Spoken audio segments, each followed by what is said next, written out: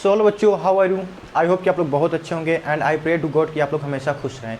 As you know that कि हमारा channel आ चुका है स्मार्ट क्लासेस के नाम पे यूट्यूब पे। हम लोग नया चैनल बनाए हैं और स्मार्ट तरीके से पढ़ाया जाएगा, जैसा नाम है वैसा हम लोग काम करेंगे। तो हर चीज़ बहुत यूनिक देंगे, बहुत शॉर्ट तरीके से देंगे, हर चीज़ का बहुत अच्छे से एक्सप्लेशन दिया जाएगा हर सब्जेक्ट का, एकेडमी वालों के लिए, 9 to 11th 12th वालों के लिए। तो जैसा कि आप देख सकते हैं ग्रामर, आज मैं ग्रामर के कुछ बेस आपका क्लियर करूंगा, उसके बाद धीरे धीरे आगे बढ़ते हैं सब साथ में मिलके। ओके, आप देख सकते हैं ग्रामर का डिफिनेशन देखते हैं, वो क्या है, वो सब्जेक्ट है कि लैंग्वेज है, मैं सब कुछ आप डिफाइन करूंगा आज। उसके बाद आर्टिकल के बारे में पढ़ते हैं, उसके बाद टाइप्स ऑफ एग्जाम्पल, डिफिनेशन, सब कुछ बहुत छोटा छोटा बहुत एकदम अच्छे से देखेंगे। और आर्टिकल में हम देखेंगे ए एंड द के बारे में, वो कहाँ कंपलसरी है इसका यूज़ करना, ए का यूज़, एन का यूज़, द का यूज़, तो इसका कंपलसरी यूज़ कहाँ किया जाता है मैं उसको देखूंगा और बताऊंगा आपको। आई होप कि आप लोग केयरफुल होकर पढ़ेंगे, इसको नोट्स करेंगे और एक बार रिवीजन करेंगे, आपको एकदम अच्छे से समझ में आ जाएगा। ये थोड़ा ज़रूरी है, इसको देखेंगे, बेस मजबूत रहेगा तो सही रहेगा, तब पढ़ने का मज़ा भी आएगा। पता नहीं मैं कहीं द लगा दिया, एन लगा दिया, ये तो आपको अगर कंफ्यूज हो कि सर वहाँ ये कैसे लगा दिया, एन कैसे आ गया, तो दिक्कत हो जाता है बच्चे। इसलिए आई होप कि आपको ये समझाऊंगा तो आप अच्छे से हर चीज़ समझ जाएंगे। तो आइए ग्रामर्स के बारे में पढ़ते हैं। ग्रामर एक सब्जेक्ट है, एक लैंग्वेज है, इसको दोनों में कह सकते हैं, पर अगर देखा जाए तो परसेंटेज ज़्यादा लैंग्वेज की है। ग्रामर इज अ, आइए इसका डिफिनेशन देखते हैं। Grammar is a subject which teach us rules of writing, reading and speaking. Okay, मैं एक बार फिर रिपीट कर रहा हूँ, आप लोग अच्छे से सुन लेंगे कि grammar is a subject which teach us rules of reading, writing and speaking. ये हमें शुद्ध पढ़ना लिखना एवं बोलना सिखाता है। ये तो हो गया ग्रामर के बारे में। ग्रामर के बाद हम चलते हैं अल्फ़ाबेट की ओर। अल्फ़ाबेट आपको पता है A to Z, ये हो गया अल्फ़ाबेट। इसमें भी 2 पार्ट हैं, 2 टाइप्स होते हैं, वॉवेल एंड कॉन्सोनेंट, ये भी आपको पता ही होगा। जैसा कि A, E, I, O, U, इसको बच्चे हम वॉवेल्स कहते हैं। जो बचता है B, C, D, ये इसको 21 होता है, 21 होता है, तो उसको हम कॉन्सोनेंट के लिस्ट में रख देते हैं। तो ये तो हो गया। उसके बाद आपको बताया जाए कि वोवेल एक ऐसा होता है कि अगर कॉन्सोनेंट के साथ न जुड़े तो वो परफेक्ट वर्ड्स नहीं बन सकता। ये हो गया वोवेल के बारे में। तो वोवेल के बिना कॉन्सोनेंट अधूरा है। ओके, पर वाई देखा जाए तो वाई एक ऐसा है लेटर कि वो सेमी वोवेल में आता है, मतलब मिडल में इसको रखते हैं, क्योंकि वो भले ही कॉन्सोनेंट है पर वो एक परफेक्ट वर्ड बना देगा। जैसे फ्लाई हो गया, क्राई हो गया, ETC, बहुत मीनिंग है इस पर, तो वो बना देगा, तो इसको हम सेमी वोवेल बोल सकते हैं। तो इसको आप नोट्स करेंगे कि सर बताए हैं कि Y is a semi vowel. Okay, I hope कि आपको ये समझ में आ गया होगा। उसके बाद डायरेक्ट चलते हैं आर्टिकल पे। वोवेल एंड कॉन्सोनेंट आप लोग एकदम बेसिक चीज़ आपको पता ही होगा, ये छोटे छोटे क्लास में बताया जाता है। रही बात वाई का, तो वाई भी आप समझ ही गए होंगे, ये सेमी वोवेल में इसको मिडल में रखा जाता है क्योंकि एक परफेक्ट वर्ड बना देता है। तो आइए अब आर्टिकल की ओर बढ़ते हैं। आर्टिकल हमारा होता है main base of English grammar. Okay, तो इसमें हम इसका डिफिनेशन बहुत एक यूनिक दिए, बहुत छोटा शॉर्ट है, आपको समझ देंगे, क्योंकि जहाँ तक सब प्रयास है स्मार्ट क्लासेस है तो स्मार्ट हर चीज़ दिया जाएगा। मैं ये नहीं चाहता कि आप इसमें उलझे रहें, इसका डिफिनेशन सर याद नहीं हो रहा, समझ में नहीं आ रहा, इतना बड़ा लिखवा दे मैं क्या करूँ। तो ये छोटा सा है, इसको एक पेज में आप नोट्स कर लेंगे और समझ लेंगे। इसका देखिए हम डिफिनेशन आपको बताएंगे। An article is a word that modifies और डिस्क्राइब अ नाउन। आर्टिकल जो होता है हमारे नाउन को मोडिफाइज एंड डिस्क्राइब करता है। ओके, समझ गए आप? तो ये इसका ज़्यादा कोई वो नहीं है, बस ये हमारे नाउन को मोडिफाइज एंड डिस्क्राइब करता है, उसके बारे में बताता है कि वो महान है, कि एक है, कि एक से अधिक है, तो यही सब बताता है हमारे नाउन के बारे में। अब टाइप्स की ओर बढ़ते हैं। तो हमारा जो आर्टिकल है बच्ची, वो 2 प्रकार का होता है। There are 2 types of article. First है इनडिफिनिट आर्टिकल एंड सेकेंड है डिफिनिट आर्टिकल। तो पहले हम फर्स्ट को देखते हैं, इनडिफिनिट आर्टिकल। इसमें हम एन के बारे में पढ़ेंगे। इसमें ये है कि हाँ सर ए का यूज़ कहाँ होता है, एन का यूज़ कहाँ होता है, इसका सर एक डिफिनेशन बताइए कि जो अच्छा सा इस पर आए, हम लोग समझ सके। क्योंकि बच्चे इस समय इस दुनिया, इस मॉडर्न टाइम में हर चीज़ का एक परफेक्ट डिफिनेशन होना चाहिए, चाहे हम हो, चाहे आप, या कोई सब्जेक्ट, चाहे जो, एक परफेक्ट डिफिनेशन होना चाहिए। हमारे लाइफ का भी एक परफेक्ट डिफिनेशन होना चाहिए कि हम क्या हैं क्या नहीं। तो आइए इसी सिलसिले में हम देखते हैं इसके डिफिनेशन को। इनडिफिनिट आर्टिकल, इसमें बच्चे हम ए एन के बारे में पढ़ेंगे। जैसे ए और an used to talk about thing which are not particulars.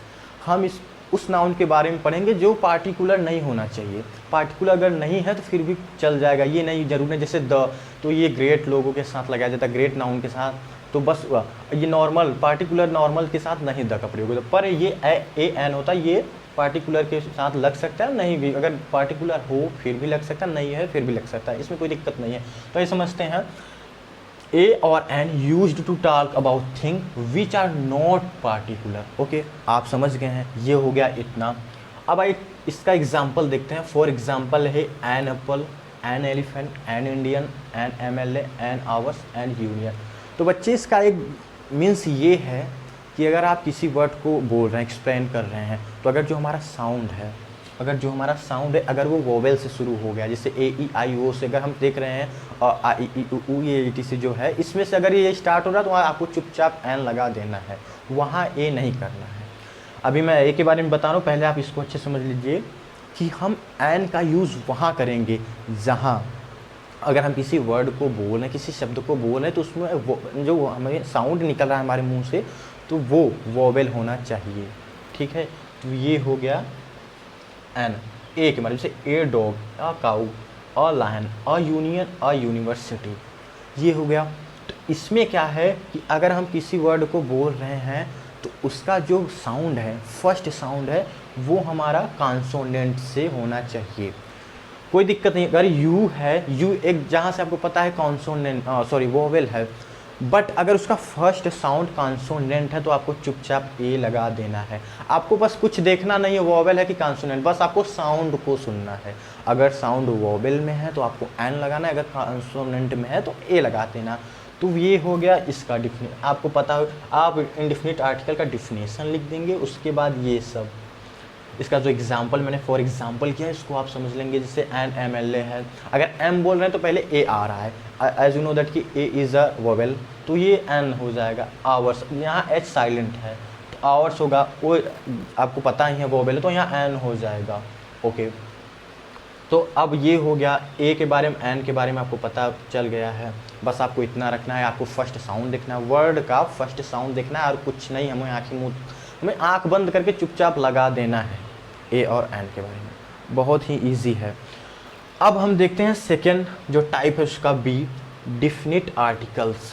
तो बच्चों पहले मैं डिफिनेशन बताने से पहले मैं इसके बारे में कुछ अपने तरीके से एक्सप्लेन करूंगा। ये सब डिफिनेशन मैंने अपने नोट्स में, जब मैं भी पढ़ता था 9th में 10th में, तो मुझे ग्रामर पढ़ना बहुत अच्छा लगता, तो मैं अपने तरीके से डिफिनेशन लिखता था, एग्जाम्पल लिखता था।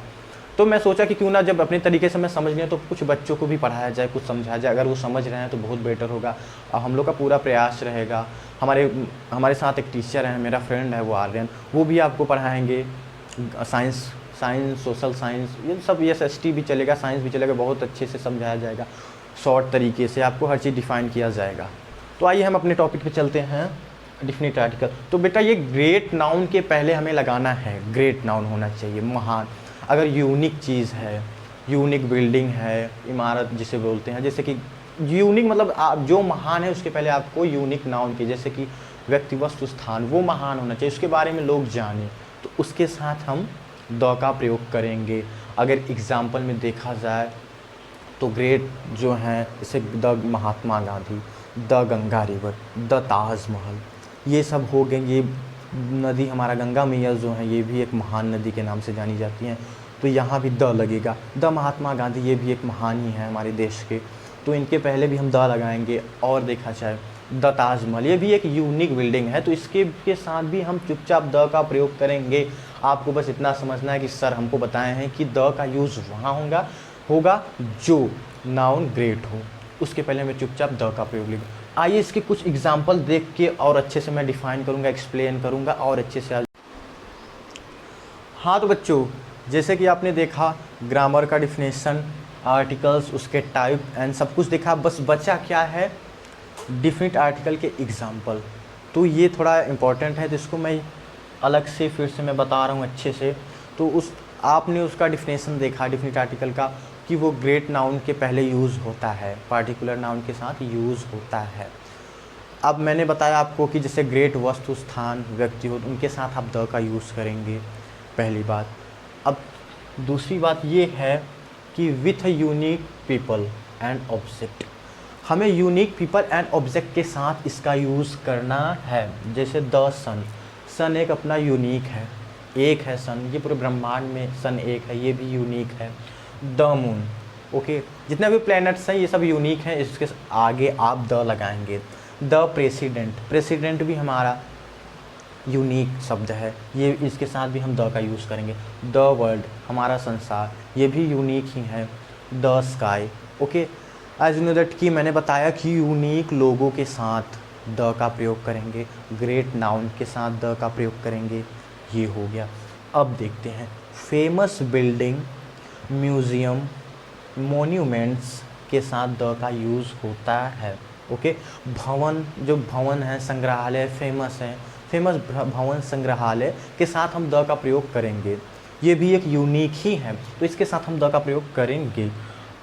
पेनल्टीमेट नंबर के साथ हम इसका यूज़ करेंगे, जैसे the first and the last, तो यहाँ भी द का प्रयोग होता है। हाँ, जैसे एक नंबर आए तो इसको पेनल्टीमेट नंबर कहते हैं, तो इसके साथ भी द का प्रयोग होगा, जैसे the first, the last, the first member, the last member, the first election, the last election, ये सब ETC है, इसके साथ होगा। अब देखा जाए, अब एक लास्ट टॉपिक बचा है द के बारे में, हम इसको ओनली के साथ भी यूज़ करते हैं, जैसे only the my friend, only one the batsman, only one the bowler, तो ये ऐसे हो गया। अगर ओनली आए तो वहाँ हम द का प्रयोग कर देंगे। और एग्जेक्टिव के कुछ ग्रुप्स हैं, जैसे the rich, the poor, the young, तो इसके साथ भी हम द का प्रयोग करेंगे। एग्जेक्टिव्स ग्रुप हैं ये, इसके साथ हम द का प्रयोग करेंगे। जैसे आपको पता हो गया, नॉर्मली सी बात है, ग्रेट, जो चीज़ें ग्रेट है उसके साथ द का, ओनली के साथ द का, यूनिक चीज़ों के साथ द का, फेमस बिल्डिंग के साथ द का, तो ये सब है द का, ये बस यही है। आई होप कि ये आपको अच्छे से समझ में आ गया होगा, और मैंने तो पूरा प्रयास किया कि एक यूनिक तरीके से पढ़ाने का, स्मार्ट तरीके से पढ़ाने का। तो ये एक नॉर्मल सा टॉपिक था जो मैंने आपको क्लियर किया, आप इसको देख लेंगे, नोट्स कर लेंगे। बाकी जो चीज़ें हैं अब मैं धीरे धीरे आगे बढ़ता जाऊंगा, और एक अच्छी वीडियो, बहुत शॉर्ट, बहुत कम टाइम का वीडियो आपको अपलोड करूँगा, आप उसको देखेंगे, समझेंगे, और आई होप कि आप लोग समझेंगे। Thank you so much.